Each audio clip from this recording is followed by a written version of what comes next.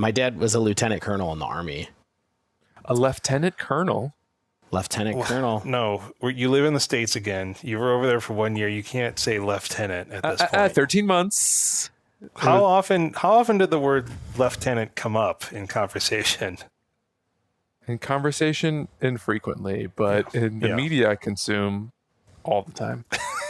You just watched a lot of World War II, World War I reenactments over there? I mean, there's that, but also I listen to every episode of Half-Arsed History, and former guest Riley Knight, megastar now, no longer exists. Yeah, he pronounced it lieutenant a lot. So Stanislav, when I watch a lot of international crime, short things, the most recent one was the most stereotypical Norwegian crime drama. Still good, but the dad who's distant from his children because he's tied to his job, and et cetera, et cetera. Did you watch a lot of British ones? They're very popular when you lived over there on the Beeb.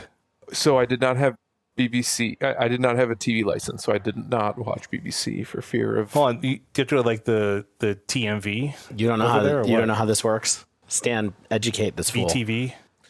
So to watch terrestrial television legally, you have to buy an annual TV license, which gives you access to BBC channels. And the benefit of that is BBC has no commercials. And you can also write to your member of parliament or someone from BBC and complain about their programming. But we did not do that. Yeah, we did not do that. We just streamed everything. I've heard stories about people not paying for the TV license and being fined by people who drive around in trucks and look in people's windows to enforce the TV licenses in the UK, because it's sort of like an honor system, right? That's the rumor, yeah. That there's a van that uses scanners or something. I don't know. This is like Ira Glass driving around looking for people streaming NPR without supporting their local NPR affiliate. Yeah, more or less. I did have I had two streaming apps that were free to use that did not require a streaming license, and they were ad supported. And that was Channel 4, which I used to watch Taskmaster, and ITV, the Quattro as they called it. Yeah, and ITV, which my wife used to watch Love Island. Both really good programs. Those are the good ones. I think the last time I was in that area of the world watching those channels, I was like, Channel 4's pretty interesting. Got cool stuff. Oh, Channel 4 rules. I think that's where Bake Off originated. Channel 4 is where it's at. So Channel 4 started on BBC, I believe, and moved to Channel 4 in a somewhat controversial decision a few years back. Ooh. Yes. And that's called Channel 4 before it moved. That's when Mary left and all that stuff, if I remember correctly. Oh, that's why Mary left. The world's a better place. Now we have Prue. I do like Prue too. Prue Leaf. Devin, thoughts on British Bake Off? You a British Bake Off guy? I'm just sitting here listening to the conversation. I have no idea what's going on. Devin's I don't consume media. I only touch cardboard and digital cardboard. I don't consume British media. Devin's Channel 4, how many channels do they have? 4. At least 4. It's only 4. The answer is very few. Yeah. Stops at 4.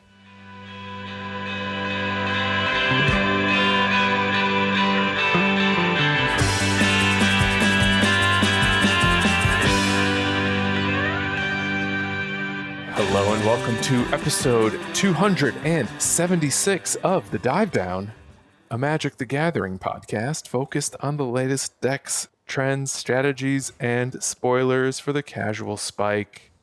My name is Stanislav here in Chicago, and with me on the line from Denver, Colorado, is the one and only Shane Beeps. Stanislav, my friend, what was really challenging this week was trying to figure out if the fuzzy cell phone camera pictures were official spoilers or unofficial spoilers. We still don't sometimes they were. Sometimes it's this is a screen cap from a stream. But is it, some random store owner who cracked a case too early? And I don't want to be that person extra spoiling. Yeah, I don't know. I don't know either, Shane. We're going to try our best. You know who else is always trying their best on the dive down? That's our friend Devin O'Donnell, aka Doomwake. See, I thought this might have been the heavy play ad drop. Trying my best is an overstatement. I think you're giving me a little too much credit. Just keeping your head down, Doing what I can. speaking when spoken to. Yeah. Well, I mean, when I have to yell at chat, obviously. That's part of it.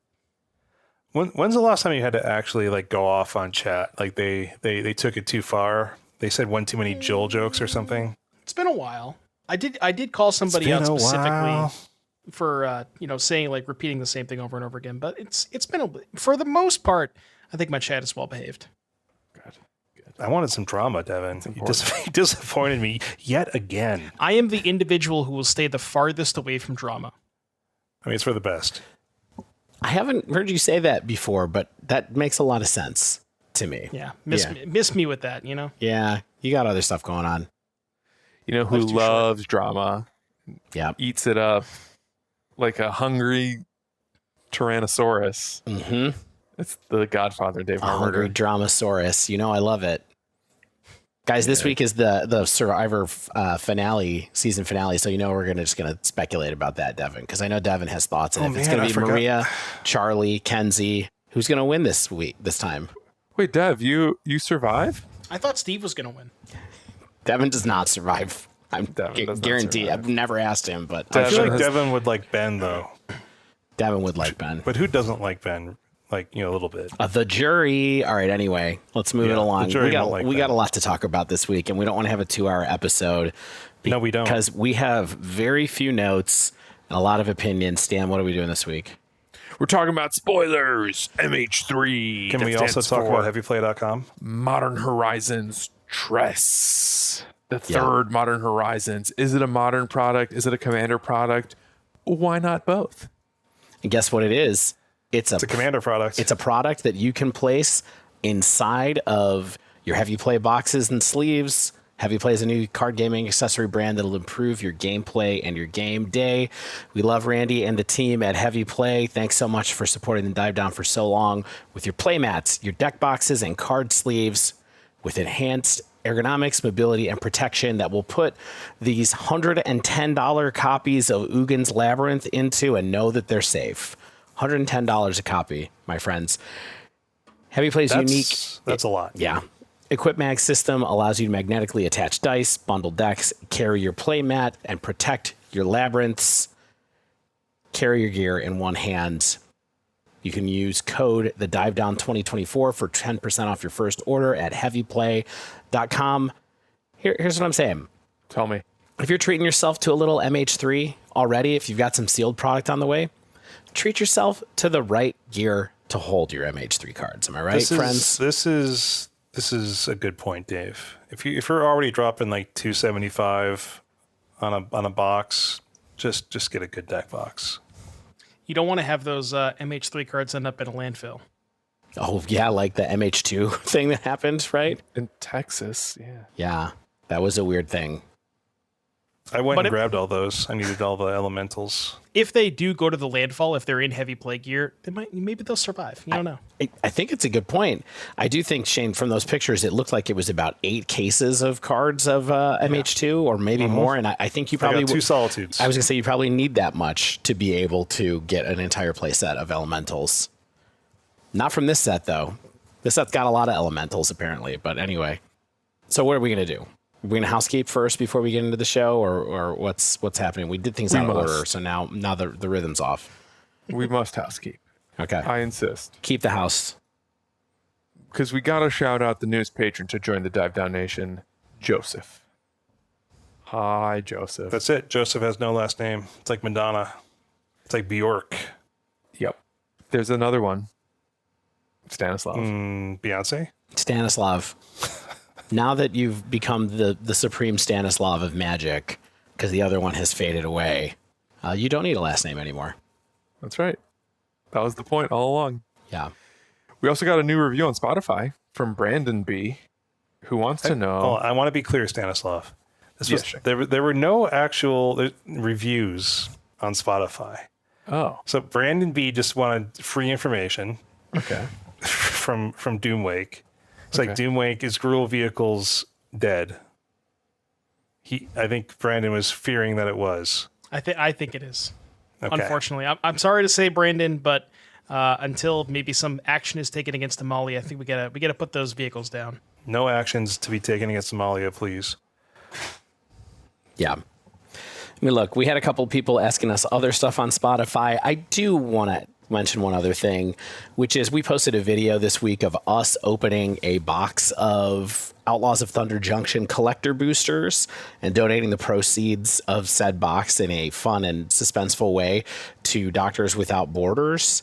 If you want to go check out that video on YouTube, go ahead.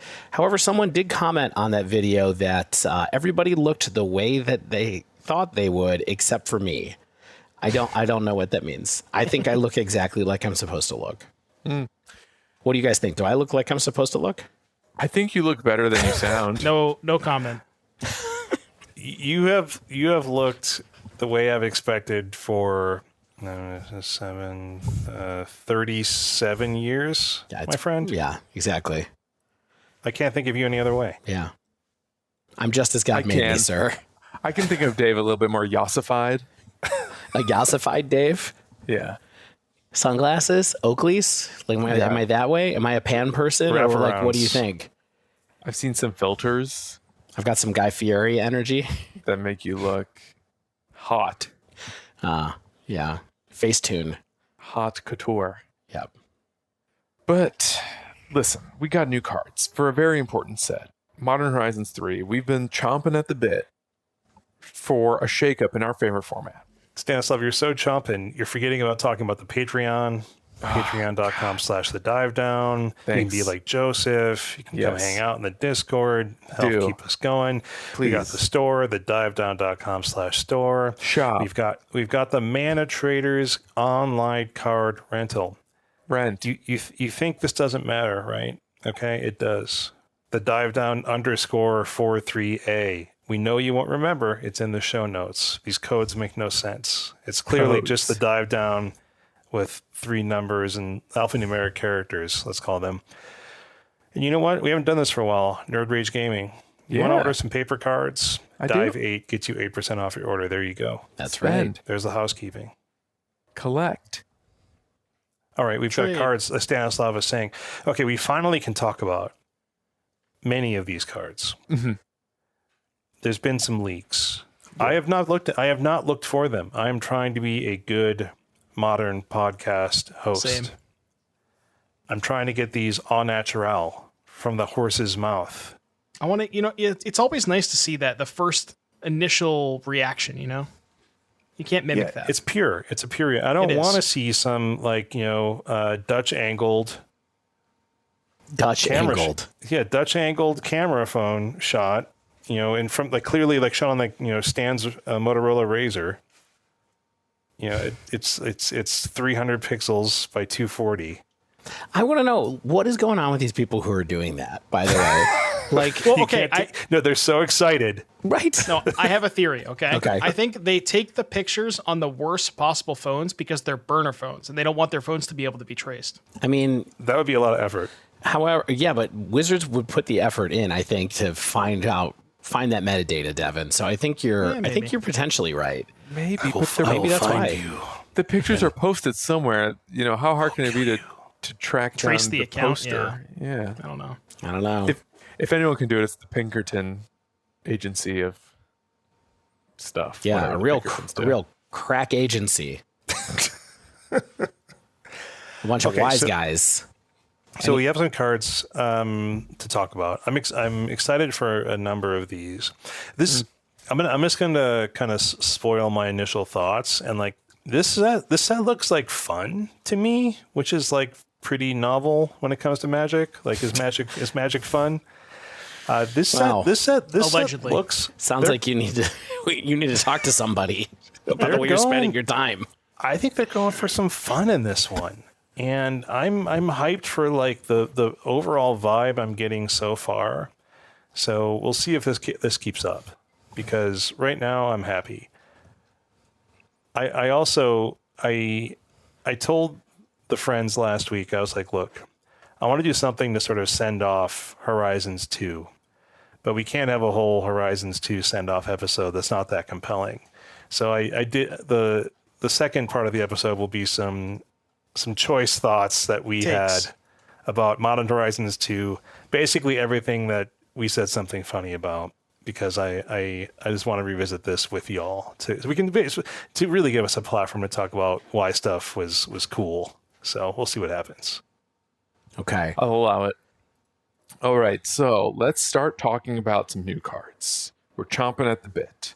There's so many new ones. MH2, hard act to follow. Extremely. Blake's words, not mine. And I don't know what better way to kick off this discussion than in the most self-indulgent way possible for me, which is to talk about some of the cards that I got to reveal in a spoiler article on Polygon this week. Lucky. Yeah. Yeah. Fortunately, the article went live already, so I'm not breaking embargo I by didn't know talking you wrote about for it here. Polygon.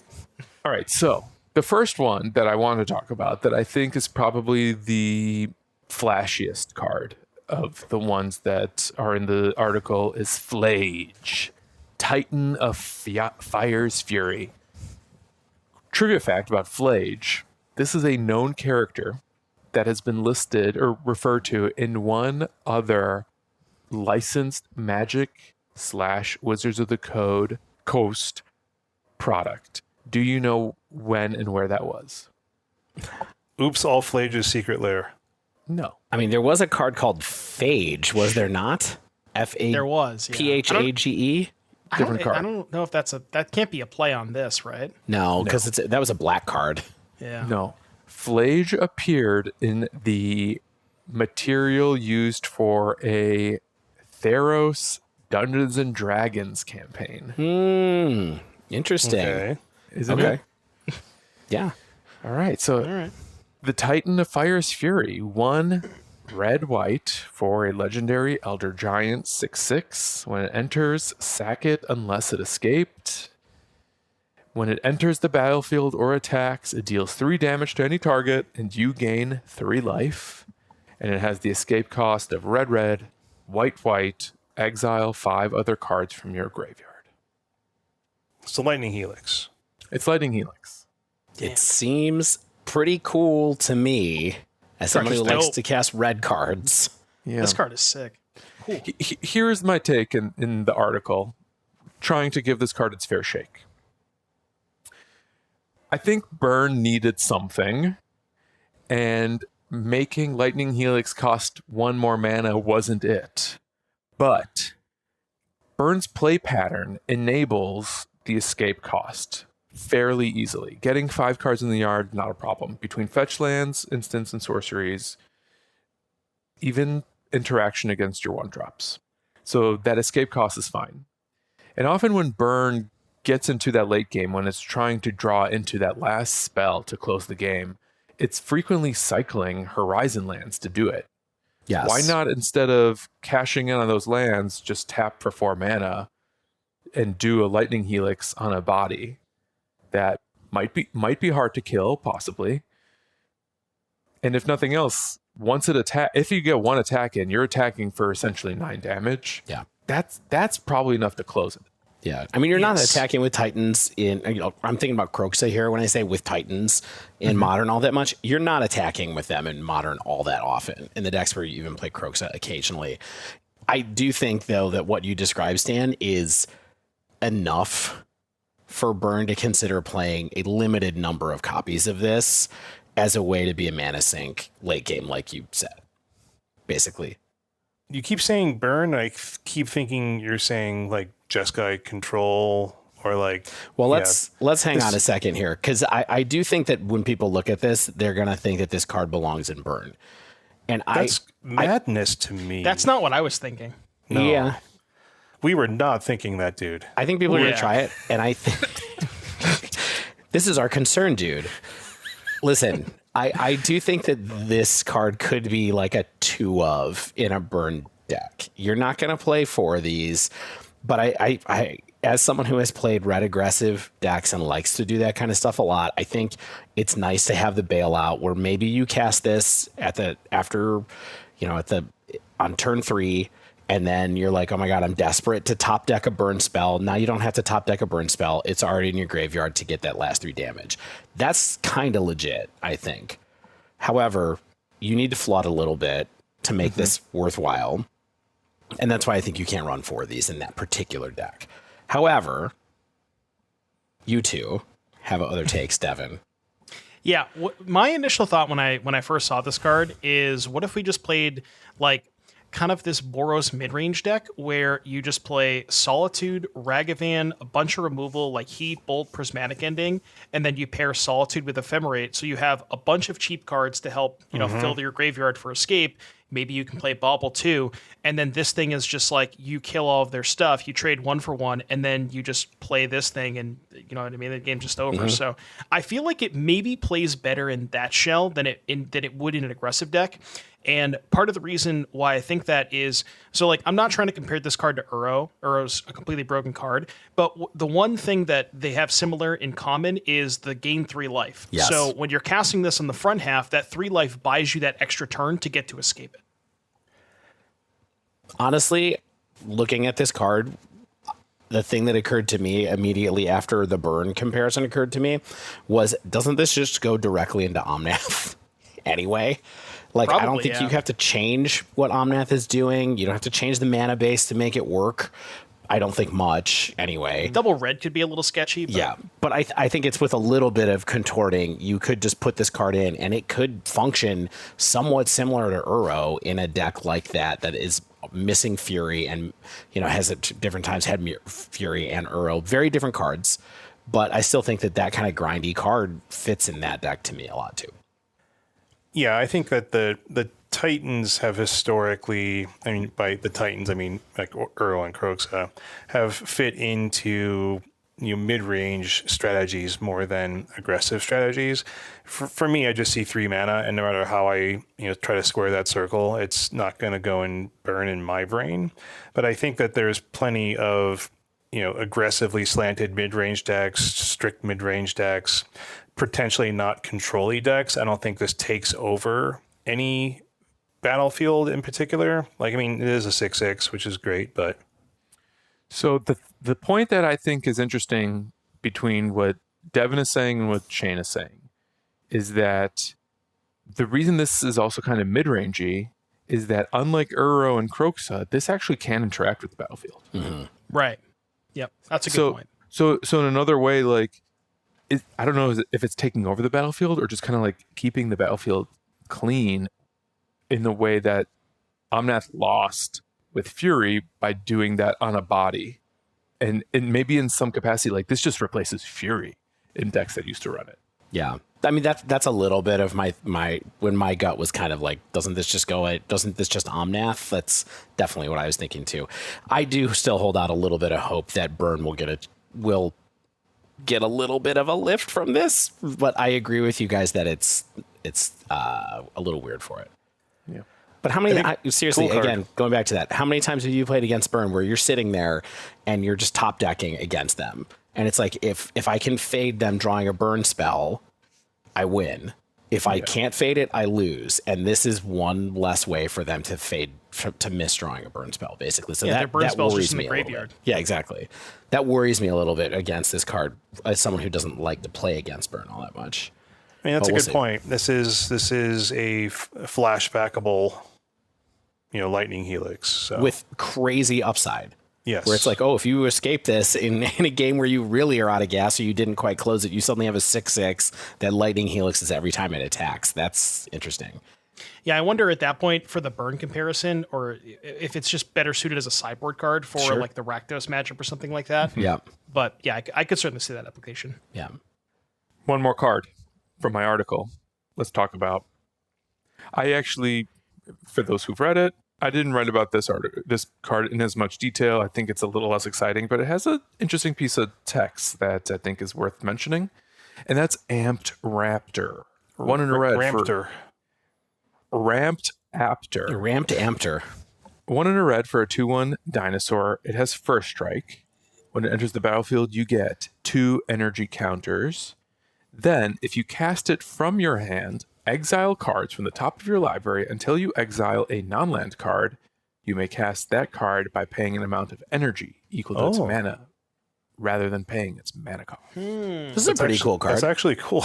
Isn't that neat? That's really cool. Like, I think energy has a big hill to climb to be modern playable. Obviously, they're putting a bunch of energy cards in this set. Like, Yeah. it is one of the principal themes. It's not just going to be one card. It's going to be maybe a fifth of the set. What a great way to spend energy. Cheating on mana and cheating on card advantage is one good way to push your energy. And to have it be self-contained. Like, it doesn't take another card to pay this off. Yeah, it's like Harness Lightning, right? Where it's just like you get the energy and you get to use it right away. Yeah, it is worded probably purposefully that it says if you cast it from your hand, because otherwise you could just chain a bunch of them. But yeah, it's a cool card. I wonder if we can do like 4 Amped Raptor, 4 Crashing Footfalls, 52 lands. Oh yeah, you cannot do a Burning Tree Emissary. Right. Yeah. So that's a thing. Cool card. I mean, not to go back to burn again, but Yeah. Oh no. No, we always go back to burn. I'm just saying, this card casts everything in burn. You play this. It doesn't cast Skewer the Critics. Skewer. Rift Bolt. It doesn't cast Doesn't Phlage. cast Rift Bolt. Doesn't cast Phlage if it's there. Yeah. All right. Shadow. Cast everything Shadow. Now you're talking. Oh, well. Maybe. We'll see. Yeah, The curtain may have dinosaurs. long drawn on Shadow, so. They don't have feathers, but maybe they can be good. Well, Stan, these are very cool cards. I like them both. Go and click on Stan's article on Polygon. Go do that to help him be able to keep having these cards to bring and talk to you about. Click on the article and scroll down the page. We want yeah. that on page time. Don't give me your bounce rate, Yeah, we don't want to bounce. You're right. you little freaks. So I mentioned that energy is one of the big themes in this set. One of the other huge themes that I think we're going to talk a lot about, and I'm just going to transition us into this now, is Eldrazi. Ugh. Yeah. Cool Eldrazi, baby. I mean, Seems some like people. Dave does not like Eldrazi. I hate Eldrazi. I hate Eldrazi from a flavor perspective more than. Although I also hate playing against Tron, and I feel like a lot of these are Tron-y, but we'll see. Yeah, there's a lot of Eldrazi hype. I think part of that comes from like the EDH community, where I think Eldrazi is pretty popular. I think it comes from the Tron truthers out there. There is an amazing land we get to talk about in a little bit. We'll sandbag that, I think, for 1 or 2 cards down the line. But this one is one of the more hyped cards right now, I think, and that is Devourer of Destiny. 5 colorless, Eldrazi 6/6. You may reveal this card from your opening hand.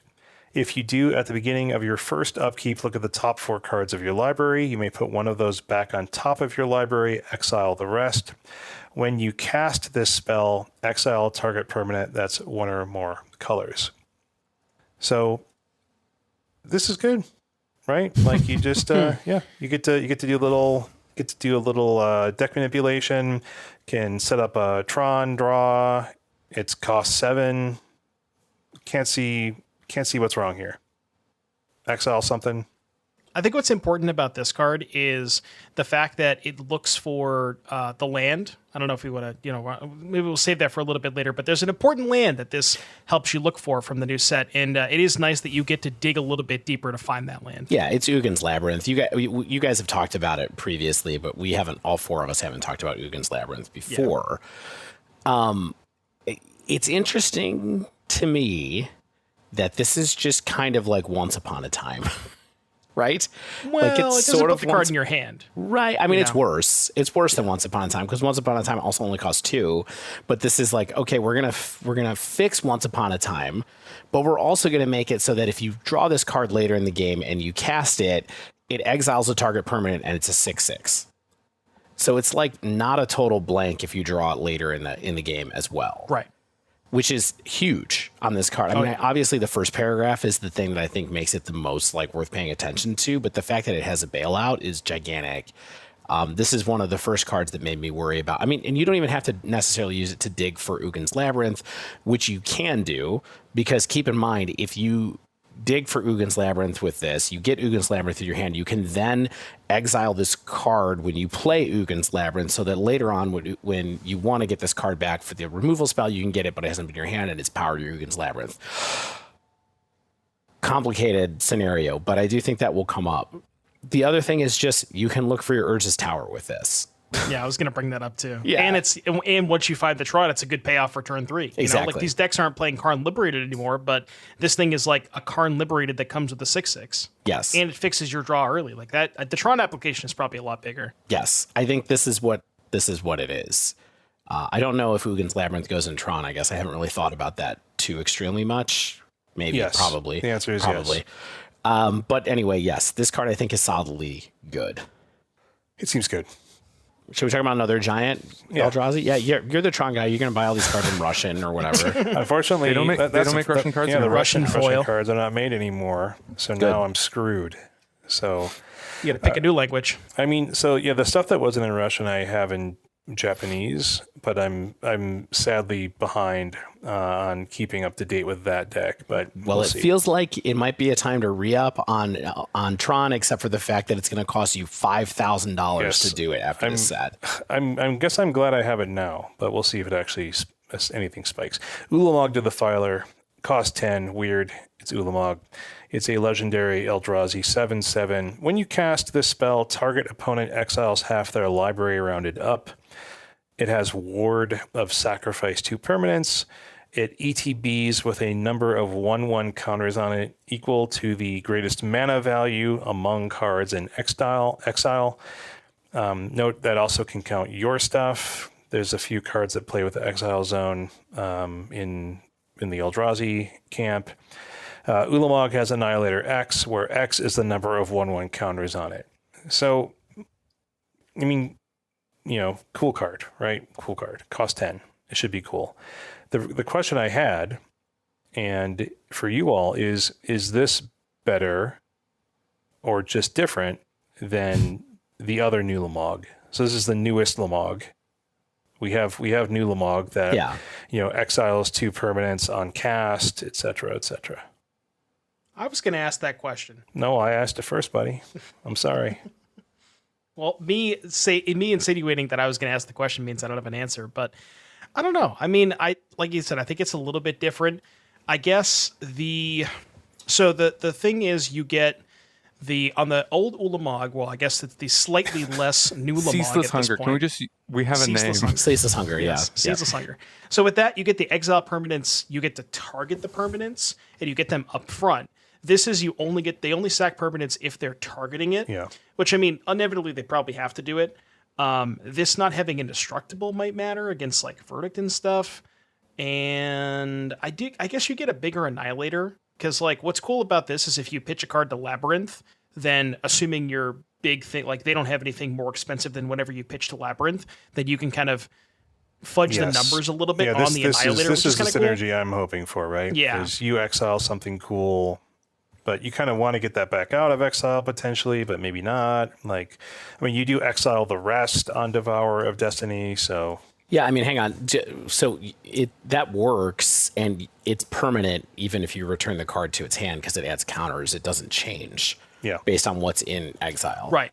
Yeah. So as long as you can hang on until you cast this card, then you can have the exiled card from Labyrinth be the next thing. Yeah.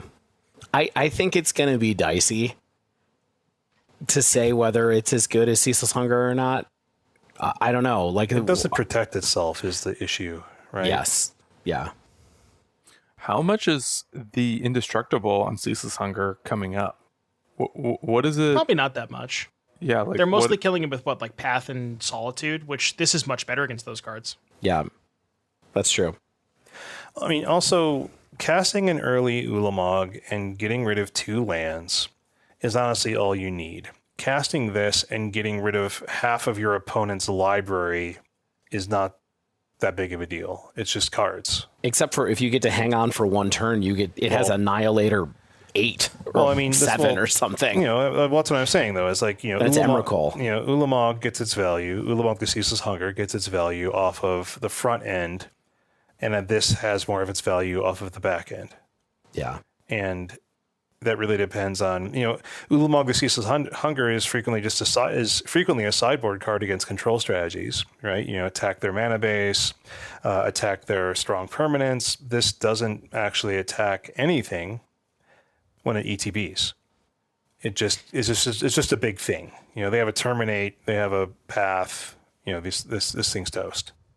Yeah, the other big issue too is, like you said, the Ceaseless Hunger, you get the permanents up front. So like if you're playing against Zoo or something and they have 4 creatures in play, you play Ceaseless Hunger, kill 2 of them, you can probably stabilize. But if you're in that same situation with this thing, they're just going to kill you when they untap. So it's Yeah, you might die. Yeah, it seems a little... I think it's probably a little worse. Yeah, I'm hedging towards worse as well. Interesting. I didn't come into this discussion thinking that, but maybe that makes sense. I'm gonna keep going. You're the Eldrazi guy. Breaker of Creation. I don't think I put this one in here. Maybe I did. 6 colorless. It's a 8/4 Eldrazi. When you cast it, you gain 1 life for each colorless permanent you control. Cool. Hexproof from each color. Interesting wording. I don't think I've ever seen that before. It also has Annihilator too. So that's it. I mean, it's 8 mana.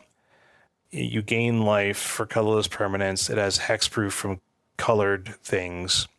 So it counts lands for what it's worth if you draw, right? Because those are colorless permanents. Yeah. Yeah, good point. So that's kind of nice. I think this is a limited card, though. Yeah, this seems like this seems limited. This is Yeah. just a limited uncommon. If I put this here, I apologize to everyone, including myself. Yeah. All right. Killing me, Shane. Ugin's Labyrinth, as a Yes. reminder, we have this next on the list. It's a land. It has imprint. When Ugin's Labyrinth enters the battlefield, you may exile a colorless card with mana value 7 or greater from your hand. Tap to add colorless. If a card is exiled with a Labyrinth, add colorless instead. And then tap, return the exiled card to its owner's hand. I think we all agree this card is super busted. Super duper busted. We haven't talked about it together. Anything else to say about it as a squad? I mean, the real problem is if I want to play Tron, I probably have to get a play set of these, and then I'm probably spending $400 United States dollars to do so. Because they are pre-ordering for $100 a piece right now. Yes. Does this card actually Tron? That's the question, right? Like I'm saying it and I'm already doubting myself, right? Is it just Eldrazi Tron? Yeah, you definitely would play it in Eldrazi Tron, but I'm thinking of like, just traditional mono green Tron. Like the theory is you're starting with this on turn 1 and then you play a Tron piece on turn 2. Like that still doesn't really get you anywhere until turn 4, even if you have the star or something. I guess the theory is that if you start on this and not Tron and you can't assemble Tron by 3, you can play Karn without having Tron, but I don't know. It seems more for just the Eldrazi version of Tron. Yeah, I think you're probably right. You also don't have enough 7s in mono green Tron. Yeah, to you want to play work. Worm Coils, not like, the big stuff. Yeah, I mean, you want to play Karn the Great Creator, you want to play Worm Coil. Sunray Titan does cost 8. That's cool, but it might not Tron anymore. It might be for EDH and Eldrazi Tron. Is this card going to make Karn Liberated good again? Just because it's a payoff that costs 7, so it's a hit for your imprint as well. I don't think so. I feel like there's probably better 7s than Liberated. Like the first one we spoiled today. I think that Is one enough. Yeah. That one's good. Yeah. Yeah, it might be more of a Soul Ring thing than anything. Is this card going to go into any decks that are not Tron or not Eldrazi or light Eldrazi themed to do something else broken that we're not anticipating yet? I mean, colorless cards with mana value 7 or greater. Affinity, I think. Affinity. Oh yeah, that's what we talked. That's what Mirror we talked about in the past. Enforcer, Yeah. Sojourner's Companion. So I think this card would be good in Affinity. Well, and there's also a new 7 affinity card Oh god. that got spoiled. That's called a Frogmere Enforcer. You said the name a minute ago, but there's troll name of it. there's 3 of them, right? So now there's Mirror Enforcer, Frogmere Enforcer, and then there's the the Companion. one that has the companion, Sojourner's Companion or whatever. Yep. So you got a critical mass of payoffs for that as well for this deck. So just keep that in mind. This could be big affinity stuff more than anything else. Oh yeah. Okay. What else do we got in the Eldrazi world? I can take the next one if you want. I Yes, threw this one on Do here. it. Yeah, I see these. I was All like, right. who put these here? Next one we want to talk about here is Thief of Existence. So this is it's an Eldrazi. It is a colorless, a green, or sorry, a colorless, what is that? C? It's a So it's generic, one- a colorless, and a green is the Okay. technical. Yeah. Yeah. So it's one generic, one C, and one green. It's kind of confusing. It's a 3/4 devoid. When you cast this spell, not when it enters the battlefield, exile up to one target non-creature, non-land permanent an opponent controls with mana value 4 or less. If you do, Thief of Existence gains when this creature that leaves the battlefield, target opponent draws a card. So it's kind of similar to Thought-Knot Seer, but instead of ripping a card from their hand, you're ripping a permanent from a non-land permanent with mana value 4 or less. We've talked about like these various Eldrazi Tron decks, but I think there could even be a version of Eldrazi that wants to play a card like this, and you kind of splash it off of Pain Lands and Cavern of Souls, mostly because you get the exile even if it's countered, right? And in the best case scenario, you play this, you exile their spell, and they have to maybe they counter it or something. And if they counter it, they don't even get the trigger of when it leaves the battlefield. They draw a card because they're countering it on the stack. So very good against control decks. I like this card. I think it's a decent card too. This is a card that definitely I wondered for a second if this Trons, because this is occasionally I might want some point removal to be able to do some stuff that's getting in the way with me, and this works against it. Yeah, I was gonna say it kills Blood Moon, but it's kind of awkward because it's hard to get C under Blood Moon, Yes, exactly. Yeah. so it's a little weird. It sort of has like Thought-Knot Seer vibes to me. Yeah. But which is- cheaper. yeah, exactly. But cheaper. It does require green. I think it's cool. Yeah. All right, let's talk about the next card really quickly. Basking Broodscale. It's a 2/2 for a generic and a green. It has Devoid. It says adapt 1 for the cost of a generic and a green, which means if this creature has no +1/+1 counters on it, put a +1/+1 counter on it. And then it says whenever one or more +1/+1 counters are put on Basking Broodscale, you may create a 0/1 colorless Eldrazi creature token with sacrifice this creature, add generic. This is an infinite combo engine with several different cards. I was wondering where this was going. So I'm looking at one particular article on MTG Rocks right now, which maybe isn't a website people love, but it's the first one that came up in Google. And it works with Rosie Cotton of South Lane from the Lord of the Rings set, because she says when she enters the battlefield, create a food, and then whenever you create a token, put a +1/+1 counter on target creature you control other than Rosie. So what happens is you put her into play, she makes a food, she makes a token, you put a counter on Basking Broodscale. When you put a counter on Basking Broodscale, it makes another Eldrazi spawn, which triggers Rosie to make another token counter and put it on Basking Broodscale. So this is some infinite combo enabler. This is just one example of different things going on, but they're, that's what this card is. That's why I thought it was worth mentioning. It's, if people haven't thought about it, these are not decks that I'm ever going to play, but I think that there are lots of people who are going to try it out. Can be cocoed into. Can be cocoed into. This can be, this article that I'm looking at says that it's talking about Scurry Oak as part of it as well, making infinite squirrels. There's Heliod stuff with it. There's all kinds of different things that can happen once you set up an infinite loop like this. Love it.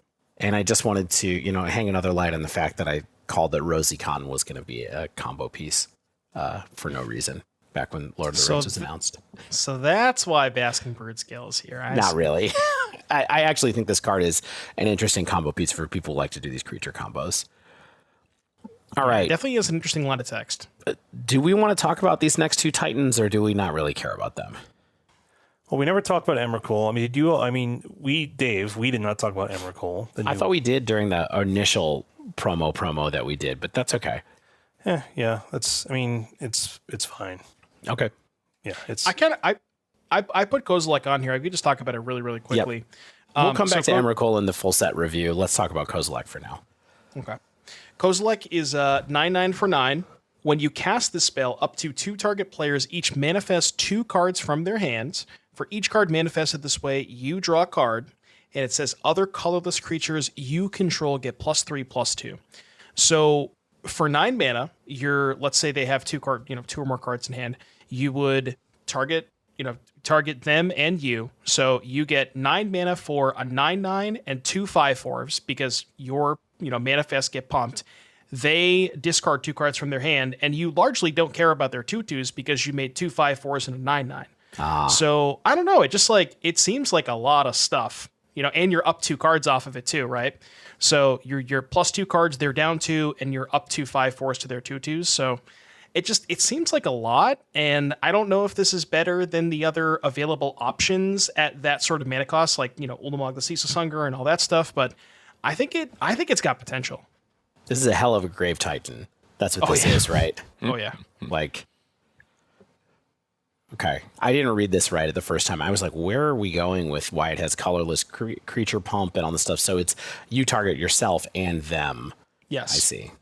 Okay. Yeah. So I guess in that case, you are down the cards, but you're replacing them. So you're down 2 cards from your hand, but you're drawing the 2 off of its own ability. Right. Right. For each card manifested this way. Oh no, sorry. So yeah, they manifest 2, you manifest 2, and then you draw 4. So you draw a ton so you're of still cards. up the cards. Yeah. Exactly. So yeah, it is +2. That's why initially I read it right. Yeah, I think this card's sick. But do you need to target an opponent? If it's up to 2 target players, can't you just target yourself, not give them any bodies? You could if you wanted to. But Devin's right that if they're holding a couple of cards in their hand and you're like manifest your spell payoff, it's like they don't ever get to play that card then, so it can be like a mind rot, a thing that makes that Grave Titan and something that draws 4 cards all at the same time. It's a lot of stuff. It's a lot of stuff for 9 mana. Yeah. Yeah, it doesn't quite answer the battlefield. It doesn't quite answer the battlefield like Ceaseless Hunger, but I think that there are matchups where you'd rather have this type of effect, like Control, for example. You'd rather have the +4 cards and the extra bodies. Yeah, I mean, the thing is, if they counter this, you still get to do the manifest. So you can still get 2 2/2s and draw 2 cards if they counterspell this card. That's saying something too. Yeah. Well, in that case, it's awkward because then if you target yourself and them and they counter it, then you both have the 2/2s because you don't get the pump since they're countering the Kozilek. You know what I mean? Because you won't have this body in play to pump your creatures. So then you might just be slamming your 2/2s into their 2/2s. But even in that instance, you're still up the 2 cards. You're up 4 cards if you give them cards, though. You draw 4. Well, technically, I guess you're +2. You're down 2, right? You're -2 +4. Yeah. So and you end up being up to total numbers in the exchange. Yeah. Yeah. It's a weird one, but I like it. That's a cool card. Never going to play it myself. Oh, Nope. But cool card. Shane will play it. Yeah. Shane will think about it. Right. I need to get a Kozilek. I'll do a sleep, believe, heave, and nothing else. For this. All right. Can we change flavors here for a second? Yes. They said there were going to be free spells in this set. All the free spells. They lied. Yeah. All the free spells are spoiled. They are all called officially Flare spoiled? of Blank. Yes, all 4 of them are spoiled. So there's Flare of Cultivation, Flare of Denial, Flare of Duplication, Flare of Fortitude, and Flare of Malice. These are all real cards. Do we have I think they're all interesting. Do people like any particular ones of these? I have one I would like to talk about, but what do you guys think? My favorite so far is the White Flare, which is Flare of Fortitude, 2 white instant. You may sacrifice a non-token white creature. Until end of turn, your life total can't change, and permanents you control gain hexproof and indestructible. So, I think that it's a novel ability, novel effect to have for potentially quote unquote free, right? I think it synergizes well with what the card does, but it also can do like a weird like Angel's Grace style thing. So I think there's something there. Deb, what do you like about it? It's a fixed One Ring. No, I'm just kidding.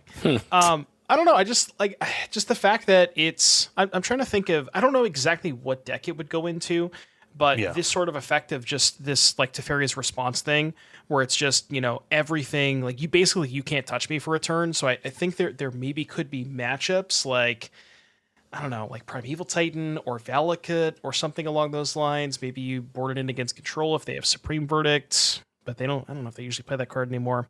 The other application was I don't know if this is kind of I don't know what creature you would sacrifice to this in this deck, but Ad Nauseam, where if you can cast this thing for free, then it's just this plus Ad Naus is draw your whole deck or whatever. And I'm sure you can probably figure out a kill from there. But I don't know what creature you're sacrificing to it in that deck because that just doesn't play a lot of creatures. But I don't know. I could see something along the lines like that. It does look a little bit like a combo piece to me. That's what I thought when I saw it for sure. Stan, are any of these intriguing you? Any of these flares or the white one? Or you've kind of like, man, these are bad? I like the counterspell. You don't say. Same. Yeah, I just feel like these are closer in power level to the forces than the evoke elementals. Mm-hmm. Yep, exactly. I think the power level of the forces scared them a little bit, and I fear that maybe they've overcorrected. Obviously, they're also kind of hard to evaluate. Yeah. Just because like the potential is high, them being free spells, they do have a cost, and sacking a creature can be a heavy cost. And I think there's gonna be a lot of situations where you find yourself in a position where the one creature you can sack to do one of these things for free is like the thing you need on the board, and you're just stuck between a rock and a hard place. Yeah. So, and the cost is not just sacrificing a creature, it's playing a deck that plays a creature that then can also be sacrificed, right? Like, so the restrictions for playing an elemental, that silence there is on purpose. The restrictions, right, you just need a card. The restrictions for playing a force, not really there, right? The restrictions for this is you have to have the piece to then turn it into the quote unquote freeness, right? And those are legitimate costs, both in terms of permanence, in terms of cardboard, but in terms of deck building and in terms of your battlefield. So all those things make these a lot less free, quote unquote. Another application that I was maybe thinking now that just kind of the way that you're describing it, Shane, kind of popped in my head is like this white one as a sideboard card for Hammer Time, where a lot of the cards that are good against Hammer Time, like Engineered Explosives, Meltdown, all these like Force of Vigor cards that just completely destroy you. And that deck is a deck that has a bunch of random stuff that they put on the battlefield. So I think that the way to kind of utilize these flares is find decks that already play a bunch of non-token creatures and see if you can do something with that type of effect, or if you can find a use case for it. Yeah. I mean, I think that's interesting. I think my gut is that the green one is likely to be the best one because it's going to do stuff with Arboreal Grazier that everybody's going to hate. That's just what does that? What does the green even do? So the green one is it's Cultivate. You may sacrifice a non-token green creature, blah, blah, blah. Search your library for up to 2 basic land cards, reveal them, put one on the battlefield tapped, and the other one into your hand, then shuffle. So if you go Arboreal Grazier turn 1, play an extra land, then play this, kill the Arboreal Grazier, put another land into play, put another land in your hand, that's pretty good. You can get 3 mana into play on turn 1 pretty easily without an amulet open, though I am not a doctor of that deck at all, so I don't know if it really goes in that deck or some other deck. But I do think that this is a clear kind of thing that synergizes with Grazier. Now I'm going to tell you about the one that I'm actually excited about, which I don't think is going to surprise anybody here. I am very interested in this free fork.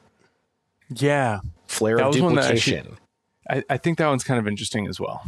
And here's where I like it.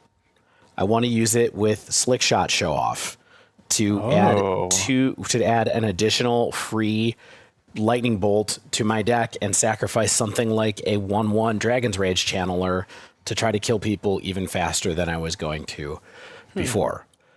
Now, is that going to work? I don't know, but that deck is full of red creatures, especially in the builds that don't have Questing Druid, although you could still play, 16 red creatures and then Questing Druid if you wanted to.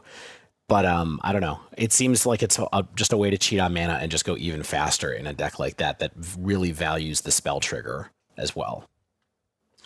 For the red one specifically, I was thinking about doing some kind of storm deck with like Burgi, the Rituals, Ruby Medallion, Galvanic Relay, and then you can also sacrifice Unlucky Witness to it to get even more like value out of it.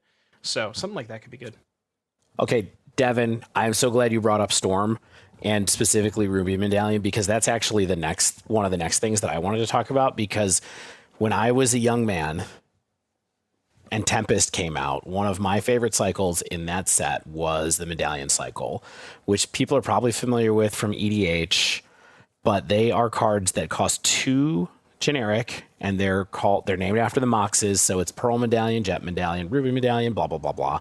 And they say things like white spells you cast cost 1 generic less to cast. Now, there's a whole cycle of these in this set. But I think the only one that matters really for modern play is likely to be Ruby Medallion.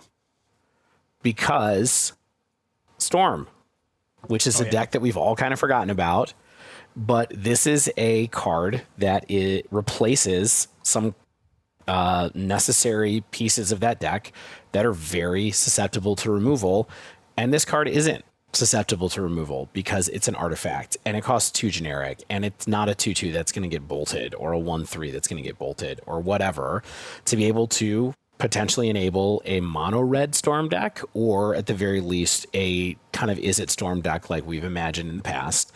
But the only generic pips in those decks, well, not the only generic pips in those decks, because Gifts Ungiven has 3. But, taking the generic pips off of the Rituals and Manamorphose is huge in those decks, and this can really help with that.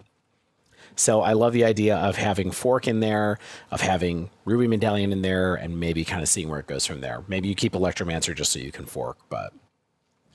Yeah, and kind of to that note too, like you mentioned that Gifts Ungiven is one of the few cards that you can't get discounted by Ruby Medallion, but you could also just consider playing Galvanic Relay instead. Yeah. Because it's just a way for you to generate a boatload of cards where you're just casting, 3 or 4 rituals, maybe a cantrip, and then Relay for 6, go through more rituals, and you can probably eventually find it.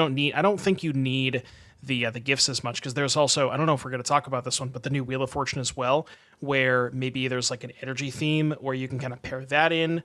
That gets discounted by Ruby Medallion. The other one that I think could maybe see play is blue, because it sort of works well with Urza, because you can discount the Urza, and then the Urza lets you tap the Medallion for mana. The issue with that, when I was thinking about it, is like a lot of the blue cards that you want to play in Urza decks already get discounted, like Thoughtcast and Thought Monitor. Right. So you're not really getting a ton out of the Medallion with those cards. Yeah, but these cards are more powerful than they look if you've never played with Medallions, is the thing I would say. And so I think for us to be able to be totally sure of what's going to happen with these at this point is a little tough, because they've sort of been long outclassed in like Legacy and stuff like that. I know Modern is certainly approaching that kind of Legacy power level, but it's also its own weird beast.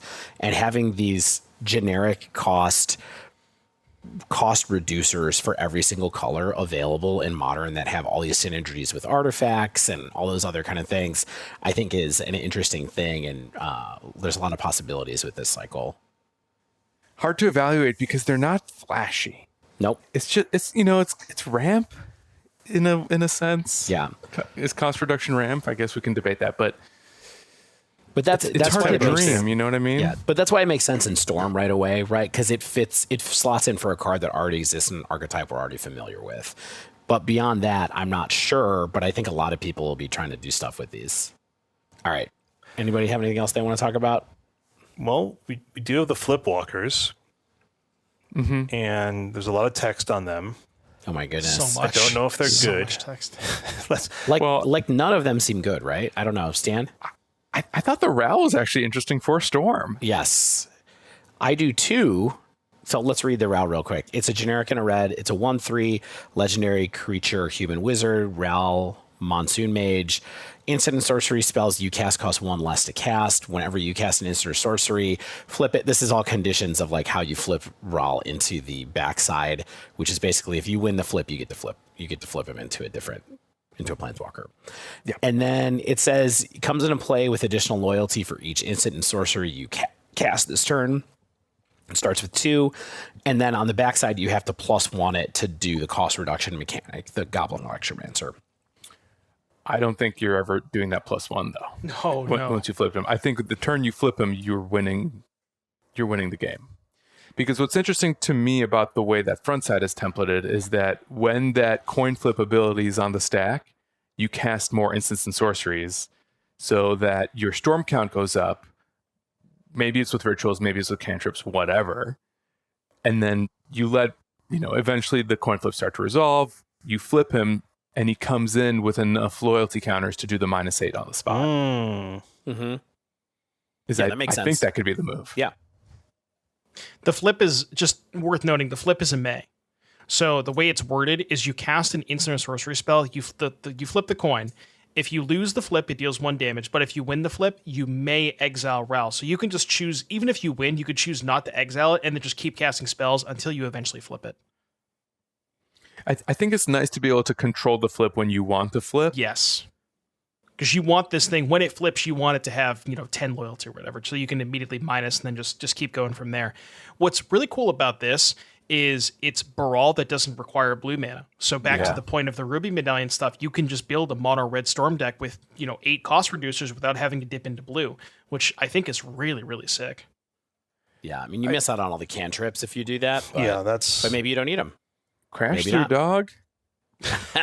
Crash through.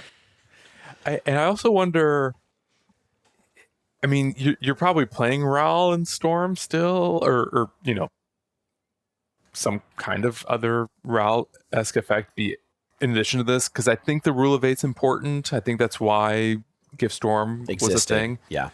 But I wonder if like this ability allows you to not play Past in Flames or Gifts even, or something that used to be a Sacred Cow. Yeah. Because unlike Baral, this is also the win con, right?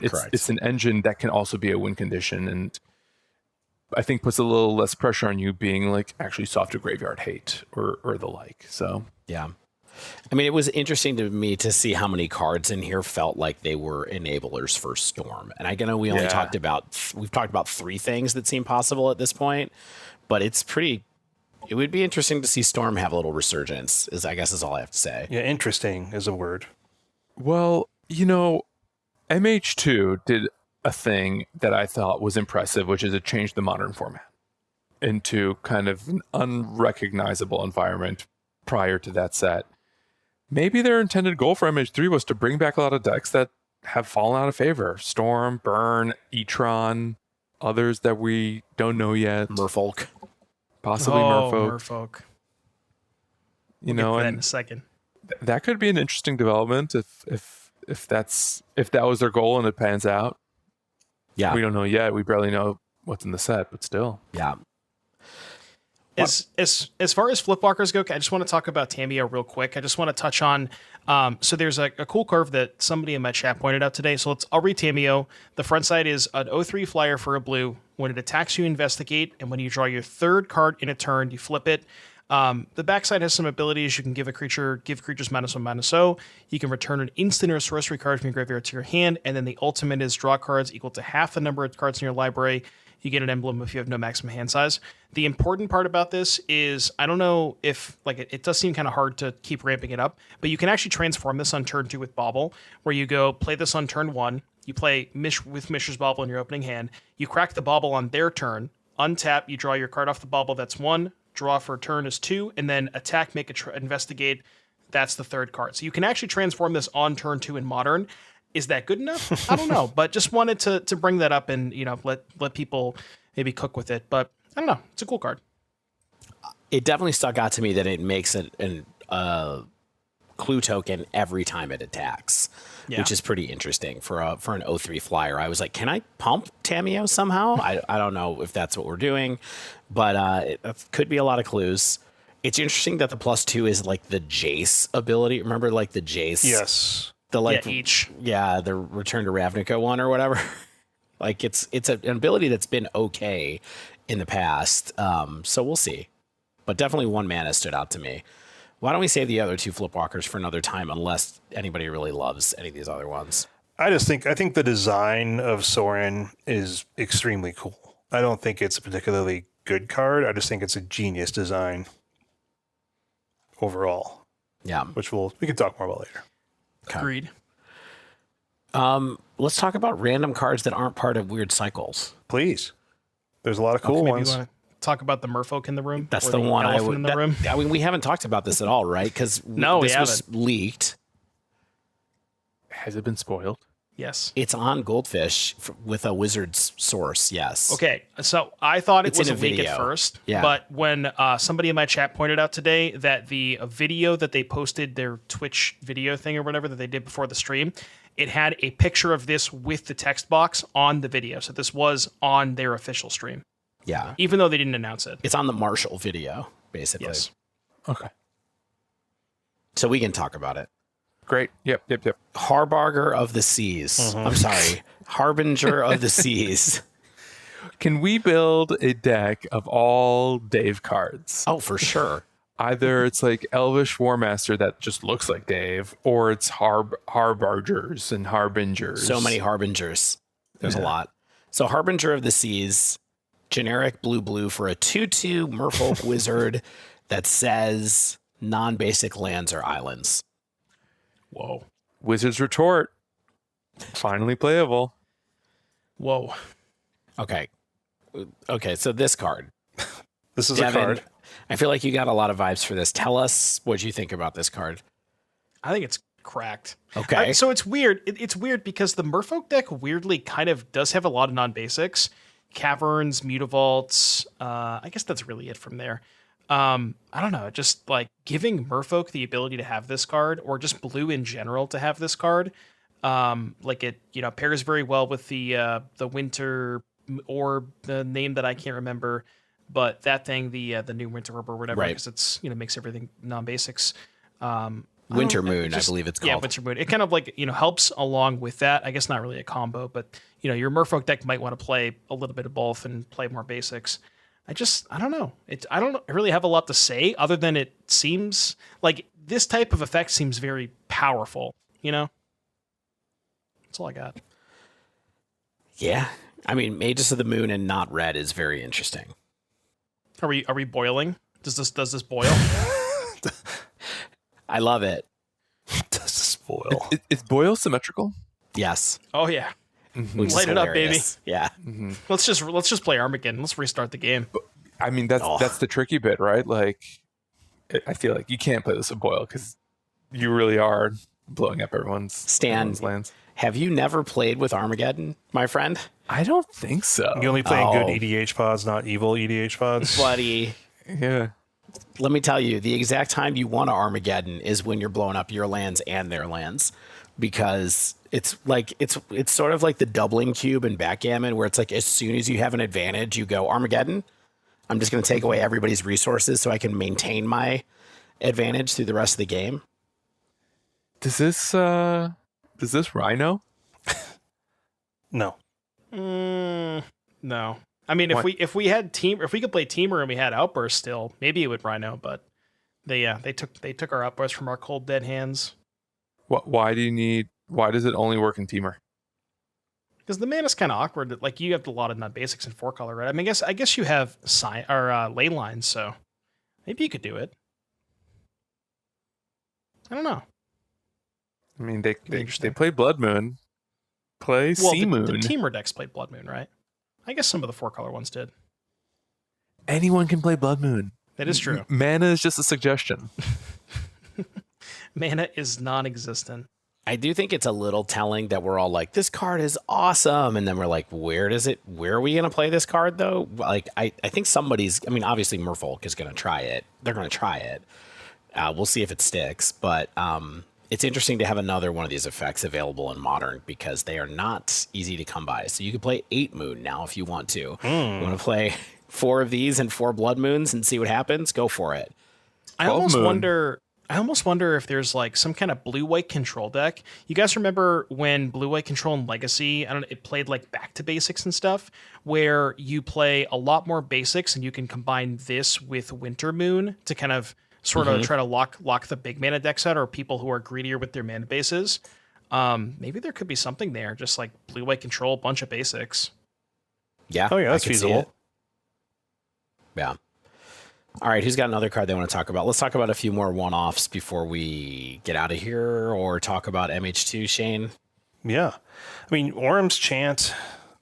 Orim's Chant's very cool, right? This is like a 2001 era plane shift card. It's just a white instant with a kicker for an extra white. Target player can't cast spells this turn. If it was kicked, creatures can't attack this turn. So, Mini Time Walk. Very popular EDH card. Legacy play, Devin? No. Cube. Yeah, cube card. Cube play is where this card everyone comes up. wants to live the dream of the Isochron Scepter with Orim's Chant. It has been in the cube. It has. Yeah. It is not now. Yeah, everyone immediately is like, oh yeah, Isochron Scepter plus this. Yeah, sure. Cool. You can do that. Oh, Dave even put it in his notes. I did. But Reminder. I think just literally as a sideboard silency type spell, it buys you a turn ish. I mean, your opponent still gets a turn, but you only paid potentially a single white mana, maybe 2 if they have a board that you're worried about them attacking into you. High value. I think there's likely homes for this card. Okay. Yeah, that's it. Good silence effect. Stan, what do you got? Anything else you're interested in? Powerbalance. This card's cool. Red. It's not good. Enchantment. Whenever an opponent casts a spell, you may reveal the top card of your library. If you do, you may cast that card without paying its mana cost if the 2 spells have the same mana value. Oh, yes. This card I threw in. It's like balance, but powerful. Powerbalance sounds like the name of a Testament album. Yeah. It's like counterbalance, not balance. Yeah. Counterbalance. Yeah, I don't know. It's This neat. This card is neat. It's just neat. Marge Simpson meme. Yeah. It's a weird one. It is just neat. The thing that would make this actually playable is deck manipulation, right?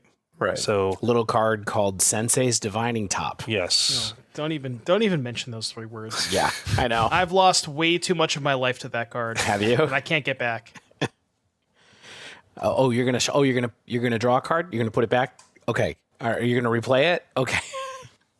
Is that what you're talking about, Devin? There was like an SCG. I don't know if you guys remember this, but there was an SCG a long time ago. It was Legacy, and they were like, Dan Musser was playing Miracles or whatever, and they were there till like 2 a.m, and it was so late that Dan like activated top on end step, and then he's like, his opponent took his turn, or like I think Dan activated the top, sat for 30 seconds, and it was like, okay, I'm gonna activate it again because I forgot what the cards were. It's just like, come on, dude. That's funny. Dan, looking very eloquent in the spoiler video we were just talking about, by the way. He's in the video. That's funny. Yeah. I have a card to talk about. Please. I would like to mention the cycle of double-sided face cards with lands on the back. Yes, there's a few interesting ones for sure. I'm not super interested in the green one. I'm not interested in either one of these cards right now specifically. However, I'm interested in the backside. the backside, the fact that it comes into play as a land, and you can pay 3 for it if you want to. Untapped is huge because Belcher and Oopsal spells, they only had Turn Timber Symbiosis. Now they have 8 green untapped lands, 8 red untapped lands. That's huge for Belcher and Oops. Good point. Yep. I hadn't thought about that. I was mostly looking for, I saw Ryan Overturf mention the other day, what if they had just made Needleborn Trap with the pay 3 life to untap it clause? That would have been played in everything. And now I'm just like, oh my God, they remade this card. I'm like, could the red one just be a 1 mana, do 1 damage removal spell? because that would be. Oh, you mean Spikefield Hazard? Spikefield Hazard. Yeah, that's the card I'm thinking of. Spikefield Hazard. Sorry. Yeah. Oh, if it was like you could pay 3 to untap it. Yes. I want that. I probably would. Yeah. I want that. I'm curious what the red one is going to be. I know the white one's been spoiled and the green one's going to be spoiled, but like put a shock on it and just let me have it and let's go. But no, yeah, honestly, for these lands, just the implication of them, of Belcher and Oopsal spells having more enter the battlefield on tap lands is big. It's massive. Okay. Let's get it. Yeah, that makes total sense. Totally does. I mean, the green one is quite costly. The white one is a disenchant. I feel like the white one could get played for value as a disenchant creature that could be okay as a card to have in your deck as well if you want it. But anyway, I think that these are powerful, so we'll see what the other 3 lands are. You know, I can't go through a spoiler season without mentioning a flashy elf card. Yes. Eladamri Korvecdal. Mm-hmm. 1 green for a 3/3 elf warrior legend. You may look at the top card of your library at any time. Just take a peek. Little pigski.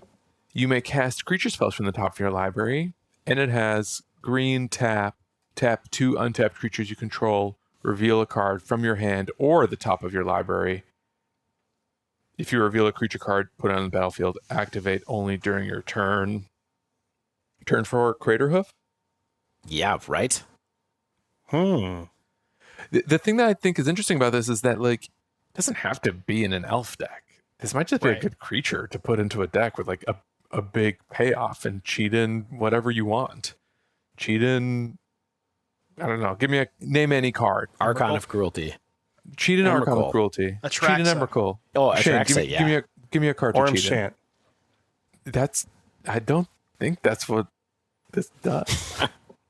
But maybe Orm. Maybe I'll just cheat in an Orm. Orim. My son's name is also Orm. Actually, speaking of Atraxa, I have one that's a reprint that I wanted to really quickly touch on. I didn't put it in the article, but I'm gonna surprise you guys. Kalia of the Vast, which initially I thought this was just a commander card, but they're putting it into the main Horizon set. Right. Yes. So this is a 1 black, white, red for a 2/2 flyer. Whenever Kalia attacks an opponent, you may put an angel, demon, or dragon creature card from your hand onto the battlefield, tapped and attacking that opponent. Notably, Angel, Atraxa, Demon, Gristlebrand. Also, this card is legendary, which means you can Gorios it. The other important, now I don't know if this is necessarily going to be, in the Gorios, like the Gorios decks as we know them now. Maybe they need to be rebuilt, or this would be in a different version. But 2 things that really stand out to me about this card. 1, gets around Graveyard Hate because it just puts it from your hand into play. 2, pitches to both Grief and Solitude. So maybe something to think about. I mean, clearly a powerful card. Yeah, with good payoffs. So will be interesting. 4 mana is a lot, but Yep. There's a couple other cool cards we can potentially save for next week. We're already somewhat deep into this episode. I think White Orchid Phantom's super cool. I think this Volatile Stormdrake's kind of cool. Deserted Temple, like one of the cleanest 2 lines on a land I've ever seen, but lots of potential here. Lots of cool stuff going on in the set. too many good cards. It's funny. Before the episode, I was like, "Do y'all think that this doesn't feel quite as good as an MH set did?" Oh, it does. And then, now I'm looking at it. And also, I recently, in a preface to a little bit of a wind down part that I'm going to force my co-host to go through and force the listeners, is I was looking at the MH2 full spoiler list, and I was like, wow, there's a lot of crappy cards in this set. I mean, they're full sets. I know. But why can't they all be good? We are spending They have to be drafted. $275 a box on this stuff. Oof. Okay. You can't open a pack with 15 rares, Shane. Come on. Can't you? I've done it one time. It felt great. Remember my Time Spiral remastered box that had like a bunch of duplicate rares? I had like 5 Dryad Arbors. I had a Modern Horizons 2 box that was like that, where all the uncommons were rares. Ooh. And it was very sick. weird. And I didn't open any good rares. It was a whole bunch of like really just. Yes. It was like Dryad Academy Arbors. Manufactor was the best thing that Bunch I of opened. Asmos. Yeah, exactly. But I had a box like that too. All right. I thought rather than truly send off Horizons 2, I would send off our bad takes about Horizons 2 that I pulled from spoiler season. So to prepare for us getting things wrong about Horizons 3, let's talk about what we did wrong with Horizons 2. And I think largely the community got wrong about Horizons 2. What's nice about this is you I weren't wasn't there. on the MH2 spoiler episode, so I am just, I'm just gonna sit back and You just get get to to sit laugh. back, relax, and laugh at our idiocy. Okay, so first off, we had, at least Stan and I don't think Dave was involved in this for some reason. We did some selected awards. We did some awards, like best ofs, most likelies, etc. And I picked some of my favorites. And so the best new to modern reprint, I said Imperial Recruiter. I was very high on Imperial Recruiter in modern for some reason. It did We still all nothing. were. We all were. Stan, prescient at this point, said Shardless Agent. Nailed it. How did he do Bang. it? How did he do it? he knew. He knew. He wasn't even a Rhinos player right away. It had 2 good colors in the mana value. Yeah. The we all know Simic's the best Blue deck in and modern. generic.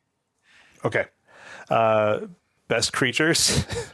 I was also very high on Ignoble Hierarch for some reason. I think that did not actually pan out to be as breaking.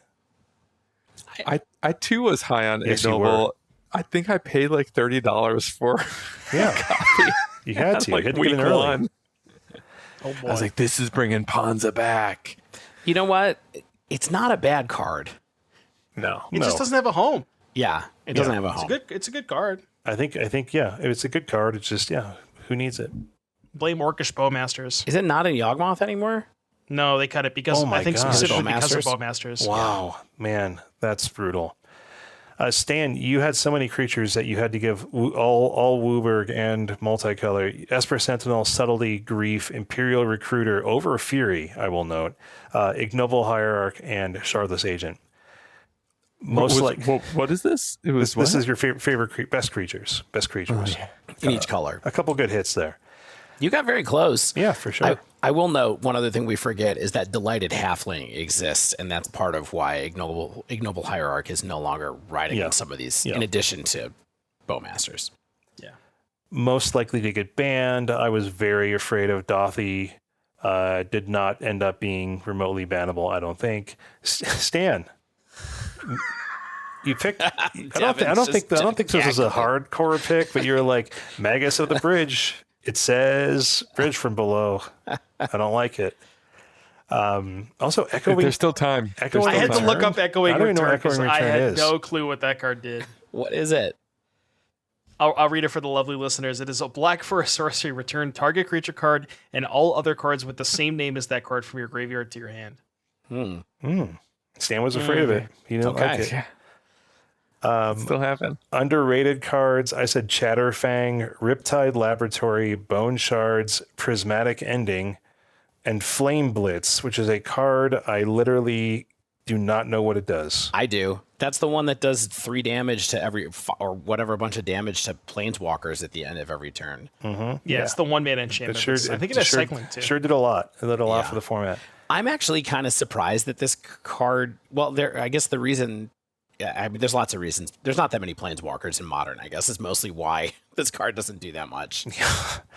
Stan's picks for underrated were Dragon's Rage Channeler, even though it wasn't. I mean, like he said, it wasn't like ridiculously underrated, but I think that's a very good pick. Strike It Rich, I think, is a card that we were all kind of high on. I don't think it ended up being particularly good, but random you. card you wouldn't be surprised was Busted. I like my picks. Thought Monitor and Academy Manufacturer. I think they're both not busted, but they definitely did something. Stan said, Gaia's Will is definitely one. Also, Glimpse of Tomorrow. These weird, flashy free cards are up to something, and I don't know what. So, Jason. Continue. Yeah, for the you. rest. You yes. just had the wrong Cascade deck in this particular category, but you were thinking. Profane Tutor is in your list. Yeah. Okay, biggest impact. I said Ignoble Hierarch. I don't think it ended up being particularly true, although, like you said, Dave, is Yawgmoth no longer needs to play it. Stan's choice was Counterspell, but also you mentioned the graveyard cards like Persist, Unmarked Grave, and Underworld Cookbook. And I think, honestly, those did have a very big impact, whether or not it was like lasting. I think there's a big impact there. So those were our not amazing, not terrible awards. Hindsight is 2020. Looking back in the last 3 years of MH2, I wouldn't change any of my answers. No, why would you? There's no reason to. Here's where we get to make fun of all three of us in, I think, a better way, which is it's more fun to talk about what we got wrong than what we got right. Here's some high quality takes that I pulled from the show notes of our set review. This is why you keep receipts. This is why you have 275 episod You gotta keep notes in the docs. Okay. Can't wait to load this all into a chat GPT to ask us what we got wrong. all 275 episodes. What have they been the most wrong about? I would like to ask my co-host to read these in their own words, and I'm not going to force them to do that. Here's Stan's take on Prismatic Ending. I don't think it makes the cut. Even though the CMCs probably aren't a problem, I think we have enough Path to Exile redundancy that we don't need to work this hard for the effect. Murktide Regent, Dave. I do think there's a little chance that like Crackling Drake is just better, but I refuse to believe that was a phrase that I've said. Shane, this seems powerful, right? There is something that can be countered. It'll likely routinely be like a 3-mana 7/7, but in a world of Shark Typhoon, is this that much better? I think blue decks just want uncounterable flash sharks, right? Devin, this is why we needed you. Yes. Our brain, they're not good. We won't have any blue sharks or crackling drakes for this set. Dave's take on subtlety. I want this to be good, but it probably isn't. Stan on suspend. Subtlety is just fine, though. I mean, I do agree. Right? I do agree. I think it's just fine. To be fair, subtlety kind of sucked for a while. Yes. So. Stan on suspend. I'm shocked you all are off it. I feel like this has so much potential as extra copies of Path. Stan just really loved Path to Exile. That's the blue one, right? Yes, that's that weird blue one. 1 mana exile their creature, they suspend it. Okay. Dave on Damn. I think this card is great. Best Wrath ever? Open that discussion again. I guess Verdict is still better. But how and why did they just staple the Wrath to a Terror? And we know how much work Damn did in Modern. None. Flame Blitz. We talked about it already. Fury. This is perhaps my favorite take of mine. I'm the bad red mythic because I don't have Flash. That's Shane on But Fury. it does have Flash. You're not the only person who said that. I know. Pretty much everyone said that, right? Yeah, they really did. And me included. This is my favorite take of Dave's because it was on the right path, but we still Unholy Heat. Dave, I just noticed this card. Is this something? Kill the prime time for 1 mana from red? I mean, listen. He's on the right path. Yes, you have this take here from me, but I don't see. You guys literally didn't say anything about this card when we did this spoiler episode. This is emblematic of where we were on this card. Yeah. And to the credit of the other folks, it didn't really come out until the end anyways. They spoiled it in that last batch of commons and uncommons, so nobody even saw it. We have a good excuse. I just think it's funny. No, I remember. I feel like I was even glad that there was anything about it because in my memory we didn't even talk about it. And then Everett was like, "Hey, I found this card that just kills everything in red." Just 1 minute Vindicate. Yeah. Abundant Harvest, which was recently in a deck we played. Dave, best card in the set? You know what? I stand by it. After playing it in Gruul Prowess, I'm into it. I was like, it's so easy to put into every deck, et cetera, et cetera. Endurance. This is probably actually my worst take. The only reason this would see play is if people want to play this over other options to do the same thing. A 3/4 for 3 isn't a terrible backup option if you already have other hate you drew. Aspiring Spikes take, Everett, more of a legacy vintage card that beats Doomsday. There are better graveyard hate and mill side hate sideboard options than this. Sure. Devin's face. Yeah, sure. Yeah, you go. Vindicate, Stan. Esper Control is going to remain good when this set comes out. Look, Esper Control was just the best control deck before MH2. Dave on Zurin Orb, huge, cool. Glad I have some old ones.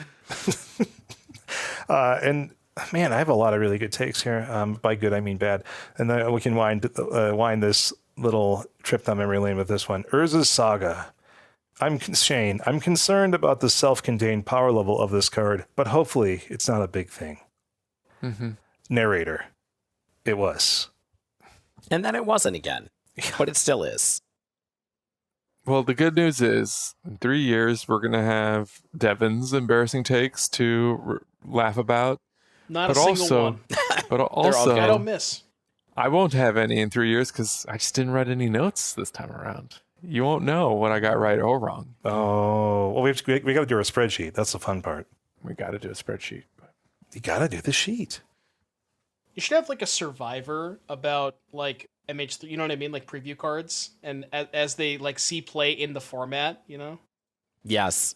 We'll figure out which ones take the longest to see play and which ones just never do. Yeah. Sort of like reverse Survivor. It's the unplayed. Maybe that's what we should call our show from now on. The unplayables. Unplayed. There's the resleevables and the unplayables.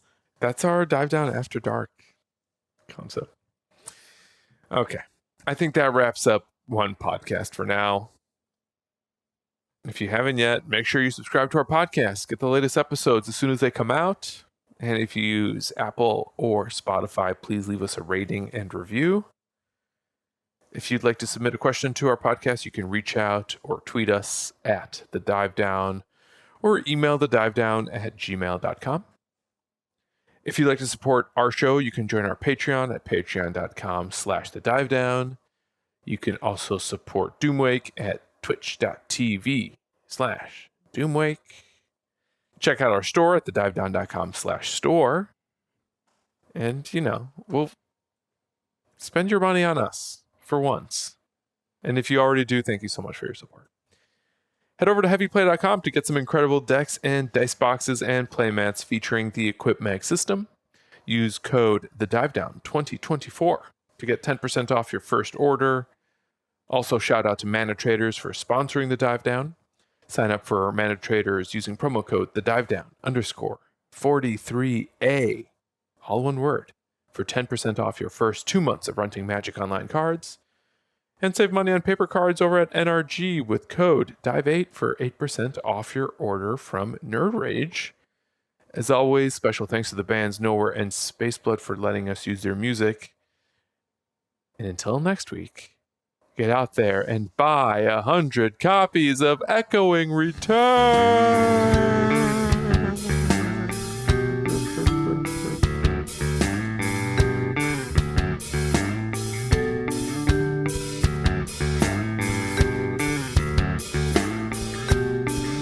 I will...